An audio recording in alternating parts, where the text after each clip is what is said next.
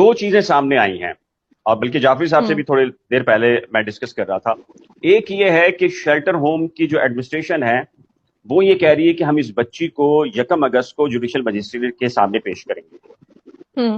اور جعفری صاحب آپ کو پتا ہے کہ دعا زہرا کا کیس 10 میرے خیال سے جولائی کو تھا، 10 جون کو تھا یا 10 اپریل کو تھا، لاہور سندھ ہائی کورٹ میں 10 جون کو تھا غالباً، اور دعا زہرا کو پروڈیوس کر لیا گیا تھا 3 جون کو. تو فوری طور پر ایڈوکیٹ جنرل سندھ اگلے دن گئے تھے اور انہوں نے سندھ ہائی کورٹ سے کہا تھا کہ سر 10 جولائی کو کیس ہے لیکن بچی آ گئی ہے تو برائے کرم آج ہی اس کیس کو سن لیا جائے.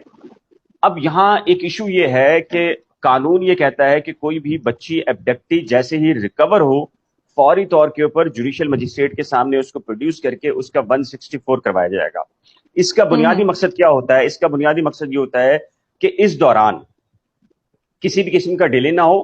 جیسا بچی بچہ یا جو بھی ایبڈکٹی جو بھی کسی جو جینڈر اس کا ہے وہ اس کا جو سٹیٹمنٹ ہے وہ خالصاً 100% بغیر کسی انفلوئنس کے وہ مجسٹریٹ کے سامنے ہو جائے، اور قانونی طور کے اوپر اس کا سٹیٹمنٹ بہت بنیادی اہمیت رکھتا ہے. لیکن یہ جو آج بیورو کی طرف سے یہ کہا جا رہا ہے، ان کی ٹیم کی طرف سے کہا جا رہا ہے کہ ہم اس کو 1 اگست کو عدالت میں پیش کریں گے. میں اس کے اوپر بات کروں گا، لیکن یہ ایک انتہائی غیر قانونی، نہ صرف غیر قانونی ہے بلکہ ایک انڈیکیشن ہے کہ اگر دعا زہرا کو آج سے لے کر 1 اگست تک اپنے پاس وہ رکھتے ہیں، 5-6 دن کافی ہوتے ہیں. کسی کو آپ سمجھتے ہیں نا کہ آپ نے اگر ہرن سے کسی کو ہاتھی بنوانا ہو تو 5 سے 6 دن بہت ہوتے ہیں. میں کہتا ہوں 2 گھنٹے بہت ہوتے ہیں. ٹھیک ہے، اچھا ایک سے جعفر صاحب 1 منٹ. تو میری یہ ریکویسٹ ہوگی آپ بھی یہ اس آواز کو بلند کریں کہ یہ کسی بھی صورت نہیں ہونا چاہیے ایسے.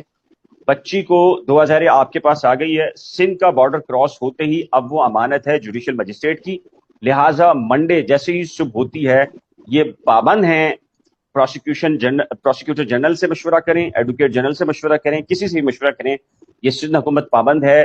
یہ چائلڈ پروٹیکشن بیورو کا جو آفس ہے اس کی جو لیگل ٹیم ہے وہ پابند ہے کہ دعا زہرا کو کل صبح ہوتے ہی مجسٹریٹ کے سامنے پیش کیا جائے بغیر کسی سے ملاقات کرائے. اور رات کا وقت آج باقی ہے، یعنی کہ آج رات ہونا باقی ہے، تو اس کے اندر بھی اس بات کو یقینی بنایا جائے. میں اپنے سورسز سے کنٹینیو اس وقت رابطے میں کون آ رہا ہے کون نہیں آ رہا، میرے پاس ساری اطلاعات آ رہی ہیں. تو اس کا 164 اگر کل ہو جاتا ہے، دیکھیں بہت سارے لوگ، آپ کا جو دوسرا سوال تھا نا، خوشیاں منا رہے ہیں کہ وہ مسکرا رہی ہے، ساری چیزیں کر رہی ہیں. چلیں جی، ایک لمحے کے لیے ہم نے اس بات کو مان لیا کہ وہ گینگ سے آزاد ہو کر خوشیاں منا رہی ہے. آپ مطمئن ہو گئے نا؟ 5 دن پہلے بھی آپ مطمئن ہو گئے تھے کہ وہ شیلٹر ہوم آ گئی اور گینگ سے چھوڑ کر آ گئی ہے. براہ کرم کل وہ 164 اگر جو اس کا ہوتا ہے، جو کچھ وہ کہتی ہے، نہ تو ظہیر ہوگا اس کے ساتھ، نہ شبیر ہوگا، نہ کوئی گینگ ہوگا، نہ زنیرہ صاحبہ ہیں، نہ علی جعفری صاحب اس کے ساتھ ہیں، نہ بلال موجود ہیں. تو اس کا اگر کل 164 کروا لیا جائے، جس کو جعفری صاحب بھی مانیں گے، جس کو بلال بھی مانے گا، جس کو زنیرہ صاحب بھی مانیں گی، جس کو سب کو ماننا چاہیے. اصولی سی بات ہے، اصولی موقف ہے.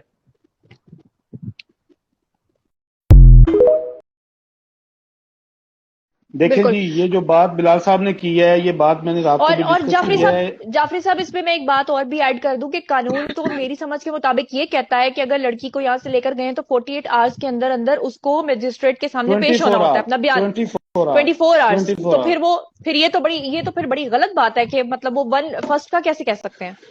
ریزن کیا ہے اس کی؟ 2 وجوہات ہیں. یہ جو کرنے جا رہی ہیں آڈینس، اب میری بات سنیں. میں نے رات کو ایک بات کی ہے، بدماشی. جی جہاں تک قانون تھا وہ اب ختم ہو گیا ہے. اب 2 چیزیں شروع ہو گئی ہیں کہ بدماشی پلس قانون کا غلط استعمال. جی پہلے بکواس تھے، گینگ ہے، فلاں ہے. وہ اس گینگ کا ایٹ دا اینڈ کیا نکلا؟ وہ گینگ نکلی زنیرہ، وہ گینگ نکلا علی جعفری، وہ گینگ نکلا بلال احمد، وہ گینگ نکلا اے ڈی ملک، وہ گینگ نکلا میاں آصف. یہ گینگ تھا. اور سوری بھی فیصل سوری، یہ گینگ تھا. خیر، یہ ساری بکواسات بند ہم نے کروا دی. ان کے منہ پہ چپیڑ ماری جب جو ہے دعا چلی گئی دارالامان. اب یہ ان کے 2 مقاصد ہیں. میجسٹریٹ صاحب نے کل آرڈر کیا ہے کہ جب تک دعا زہرا کو میجسٹریٹ کے سامنے پیش نہیں کیا جاتا کوئی بھی اس سے ملاقات نہیں کر سکے گا. کوئی بھی اس سے ملاقات نہیں کر سکے گا.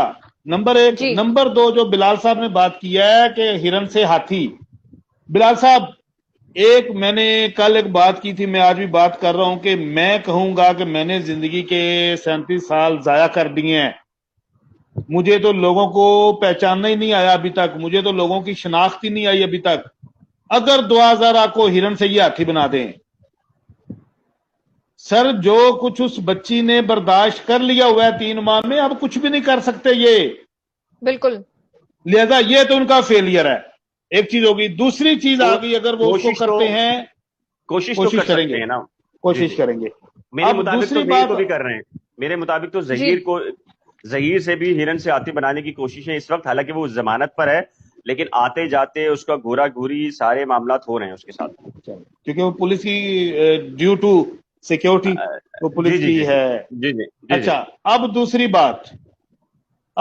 بات ایک تو ہوگی یہ کہ اس کو جو ہے نا وہ ہرن سے ہاتھی بنا لے جائے, جو کہ وہ فیل ہوں گے. دوسری مین ان کی ریزن یہ ہے کہ جس وقت دعا نے میجسٹریٹ کے پاس بیان دے دینا ہے 70% معاملہ تو ختم وہی ہو جائے گا بیان کے اوپر. جی نمبر باقی جو ان کو 30% خدشات ہیں وہ یہ ہیں کہ لوگ اس سے ملنا شروع ہو جائیں گے, کیونکہ میجسٹریٹ لیگلی طور پہ باؤنڈ ہے, اس کے پاس کوئی بھی بندہ جائے گا اپلیکیشن لے کے وہ الاؤ کرے گا. شیلٹر ہوم ہو, چائلڈ پروٹیکشن بیورو ہو یا وٹس ایور, وہ باؤنڈ ہے کہ اس بچی کی رائے لیں کہ فلاں بندہ تم سے ملنے آیا, تم سے پوچھیں. یہ جو چائلڈ پروٹیکشن بیورو میں تھوڑی بہت اس کی ریسٹرکشنز ہوتی ہیں کہ وہاں پہ وہ رول اپلائی ہوتے ہیں بالکل ہی چھوٹے بچوں والے, کہ وہاں پہ وہ سم ٹائم اس کی جو مینجمنٹ ہے وہ ریفیوز کر دیتی ہے. اور چائلڈ پروٹیکشن بیورو میں رکھنے کا اس کا مقصد بھی یہ ہے. بلال صاحب میں نے بھی یہ کنفرم کر رہا ہوں, پلیز جی, میں اس کی ساری جو ان کی چلاکیاں ہیں نا بھائی جان, وہ میں ساری ان کی سمجھتا ہوں. جی سائیکی سے کہ بچی ہے چھوٹی چائلڈ پروٹیکشن بیورو میں جائیں گے, جی چائلڈ پروٹیکشن بیورو میں جائیں گے تو کہیں گے جی اس بچی کی تو اوپینین ہی کوئی نہیں ہے, اس بچی کی تو رائے نہیں ہے. ٹھیک ہے, اب اس وقت وہ کہتے ہیں کہ نیچرل گارڈین مہدی کاظمی ہے, اس وقت اس کا نیچرل گارڈین ظہیر احمد ہے. کوئی غلط فہمی میں نہ رہے. وہ بارہا لا تعلقی کا اظہار کر چکی ہے مہدی کاظمی سے.